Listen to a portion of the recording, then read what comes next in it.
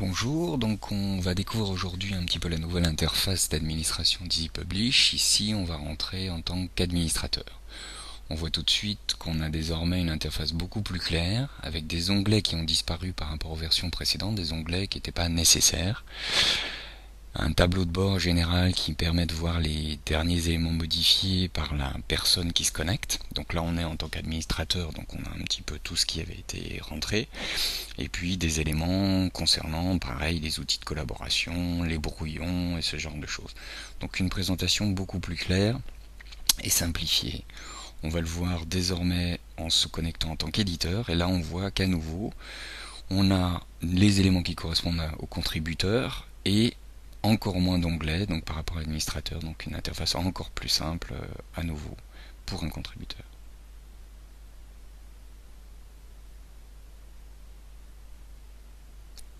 Autre nouveauté très importante, une meilleure gestion en fait de l'espace. On voit que l'interface est beaucoup plus claire, désormais beaucoup plus épurée, ce qui est encore un élément très important. Et on voit maintenant notamment la possibilité de gérer en fait la largeur du menu, donc ce qui permet de l'adapter en fonction de la gestion de contenu qu'on est en train de faire pour garder de l'espace au niveau de l'ensemble de la page.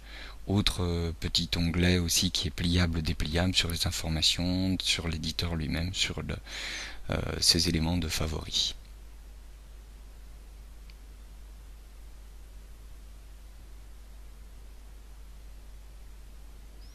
Autre grande nouveauté, une gestion là aussi bien améliorée de l'espace d'édition. On va voir ici comment par exemple éditer en plein écran. On voit ici qu'on a une présentation classique d'une classe de contenu. En cliquant sur une petite icône où on voit aussi qu'on a les éléments de brouillon et autres, on clique cette petite icône et on se retrouve avec le plein écran. On n'a plus du tout le menu et on voit qu'en déroulant un petit peu, on voit que notre barre d'envoyer pour publication, enregistrer un brouillon reste fixe.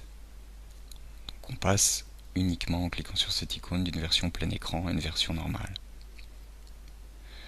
Autre édition plein écran possible au sein du petit éditeur de contenu, le Online Editor, et là on s'aperçoit là aussi qu'on peut être en édition complètement pleine page en fait des éléments du contenu. Donc on peut se consacrer complètement à la contribution, à la création de contenu, à la modification de contenu. Ici on va juste créer un petit lien interne au sein du site, donc classique, mais on se retrouve vraiment avec une édition complètement plein écran, uniquement en cliquant sur cette petite icône. On va le faire une deuxième opération un peu identique, de la même manière. On clique bien sur cette petite icône, on modifie par exemple quelques éléments dans ce tableau, en rajoutant par exemple une nouvelle ligne, et on repasse facilement à une édition classique. Voilà.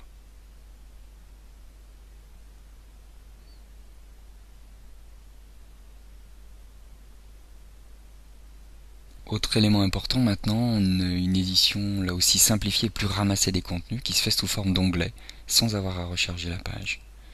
On a vraiment chaque contenu avec tous les onglets qui le concernent, les traductions, les emplacements de cet élément, etc.